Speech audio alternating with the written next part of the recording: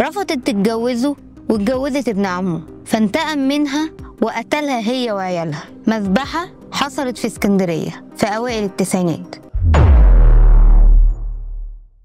القصة دي بدأت لما كان جورج وفؤاد صحاب، وكانوا أقرب اتنين في العيلة لبعض، وكانوا على طول مع بعض في كل حاجة، حتى كانوا بيروحوا الكنيسة سوا. وفي يوم هما في الكنيسة شافوا بنت جميلة كانت موجودة هناك، وعلى طول فؤاد أعجب بيها، بس اللي ما يعرفوش إن قريبه برضو جورج أعجب بيها بنفس الوقت، والاتنين خبوا على بعض مشاعرهم وما قالوش لبعض ان هم عايزين يتكلموا معاها. فؤاد كان بيدرس في كلية التجارة، وكان الابن المفضل للعيلة كلها لانه كان معروف بتدينه واخلاقه، على عكس جورج اللي العيلة كلها كانت بتتجنب التعامل معاه، وبيقولوا انه جاب لهم العار لما اتحبس. جورج اتحبس بعد ما خلص ثانوية عامة لان كان حلمه يمتلك موتوسيكل، لكن ما كانش معاه فلوسه نهائي، عشان كده قرر يسرق موتوسيكل من واحد ساكن معاه في نفس الشارع. طب يا اخي روح اسرق من منطقه غريبه، ده حتى النبي وصى على 7 جار، رايح تسرق جارك؟ المهم جاره ده بقى كان الوحيد في كفر الدوار اللي عنده موتوسيكل، واشتراه عشان خاطر هو من الناس اللي بتسافر بره وترجع،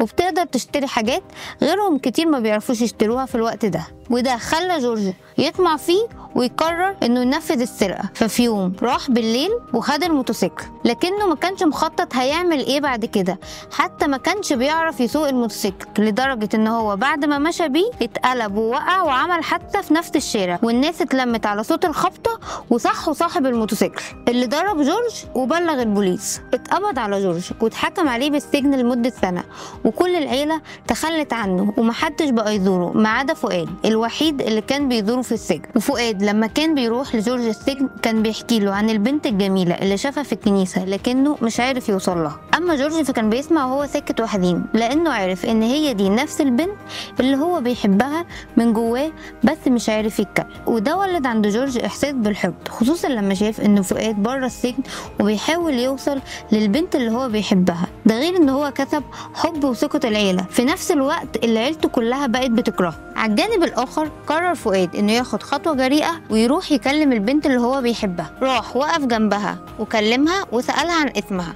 وهي ردت عليه بمنتهى السهوله وقالت له ان اسمها شاديه. طلب منها انه يقابلها بره الكنيسه على طول كده من اول مقابله، بس احنا بنتنا متربيه، ورفضت ان هي تقابله بره، وبعدها كمان اختفت اسبوعين من الكنيسه. وفي يوم لما رجعت اول ما شافها فؤاد راح جري عشان يعتذر لها لو فهمته غلط المره اللي فاتت، وقال لها انه كان بيجي الكنيسه كل يوم بس عشان يبص لها ويشوفها من بعيد، ولكن شاديه فاجئته ان هي كمان كانت بتبص له من بعيد ومعجبه بيه، وانها حاولت تكلمه كذا مره بس اتكسفت. ولما فؤاد طلب منها انهم يخرجوا تاني قالت له ان هي كانت هتوافق اصلا، بس رفضت عشان ما يبانش انها مدلوقه. ورغم كل ده وبعد اسبوعين تفكير قالت له انها جت النهارده مخصوص عشان تقوله انها موافقه. طب كان ليه من الاول؟ وفعلا اتفقوا انهم يخرجوا مع بعض. وفي المقابله دي فضل فؤاد يحكي لها عن نفسه وحياته وأحلامه، وهي كمان حكت له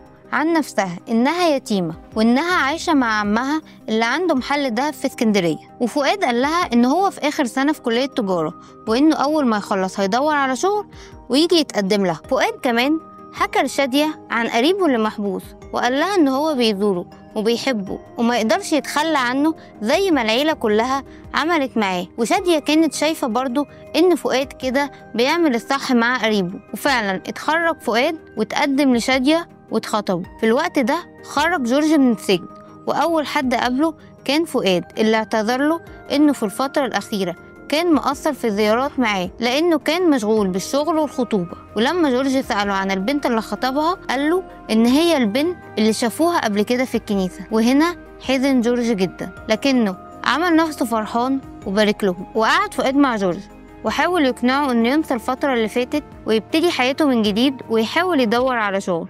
انما جورج قال له انه هيفتح ورشه ابوه بتاعه النجاره ويشتغل فيها. بس جورج كان كل اللي بينه وبين نفسه إن هو اللي كان المفروض يبقى مع شادية مكان فؤاد. ومع كل تجمع عائلي كان جورج بيشوف فؤاد وشادية وحبهم لبعض وحب العيلة ليهم في نفس الوقت اللي كانت العيلة مش ناسيله إن هو اتسجن قبل كده، كان حقده عليهم بيزيد أكتر.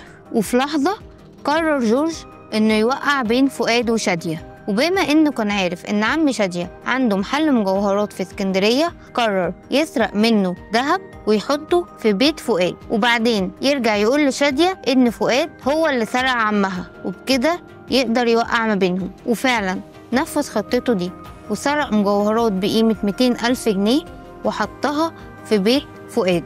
وراح قال لشادية إنه مرة كان عند فؤاد وشاف في أوضته ذهب كتير جدا، وقال لها على مكان الذهب ده. وشادية فعلا صدقت وراحت عند فؤاد وقالت له إن هي عايزة تدخل أوضته. فؤاد استغرب لكنه سابها دخلت الأوضة لأنه ما كانش فاهم حاجة، وهنا لقت الذهب. اتفاجئ فؤاد وقال لها إنه ما يعرفش عنه حاجة، لكنها ما صدقتهوش وخدت الذهب وراحت عند عمها. تاني يوم عم شادية كلم فؤاد وقال له إنه كان ناوي يبلغ عنه البوليس ويحجزه، ولكن شادية كلمته وطلبت منه إنه يسامحه مادام الذهب رجع، ولكن كل واحد يروح في حاله وياريت ما يشوفوهوش تاني.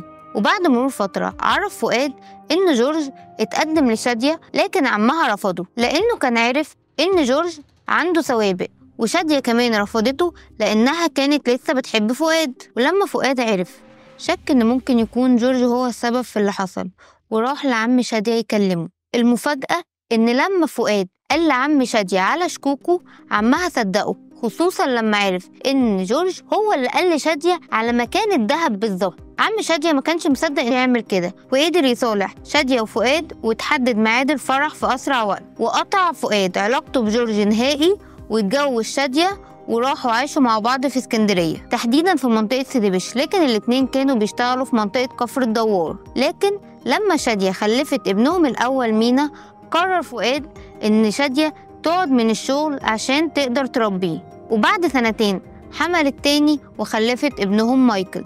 وفي يوم فؤاد سمع الباب بيخبط، ولما فتح لقاه جورج وبيعتذر له جدا وبيقول له إنه عايز يفتح صفحة جديدة وإنه ندمان على كل اللي هو عمله. ومع كتر اعتذارات جورج قرر فؤاد وكمان شادية يسامحوه، وبقى في بينهم علاقات كويسة لدرجة إن ولاده بقوا يقولوا لجورج يا عمو. بعد شوية الظروف المادية لفؤاد بقت صعبة، فقرر إنه يسافر يشتغل بره عشان يقدر يصرف على عيلته. مر 5 سنين على سفر فؤاد. في الوقت ده عياله كبروا، لكن حصلت بعدها على طول الحادثة المأساوية اللي احنا بنتكلم عنها. صديق جورج بيحكي إنه في مرة عدى على جورج وكان بيشتكي إنه مش قادر يدفع اقساط الموتوسيكل اللي هو كان شاريه، وإن التاجر لو ما دفعش القسط الجاي هيسحب منه الموتوسيكل ويقدم كمان وصولات الأمانة ويحبسه، وإنه مضغوط جدا. وقرر يسرق قريبه فؤاد لأنه متأكد إنه هو معاه فلوس لأنه بيشتغل بره، وحتى هو وصاحبه خطة عشان ينفذوا السرقة، وإنهم هيبتدوا يظهروا لشادية وولادها على فترات عشان يبينوا إن هم أصدقاء مقربين وبيسألوا على الولاد. وفي يوم راحوا لشادية وكانوا قاصدين إن هم يروحوا في وقت متأخر، وراح جورج سلم على شادية وقال لها إنه كان معدي على اسكندرية وجه عشان يطمن عليها وعلى الولاد، وجاب للولاد حلويات وقعد يلعب معاهم، واستأذن إنه ينزل.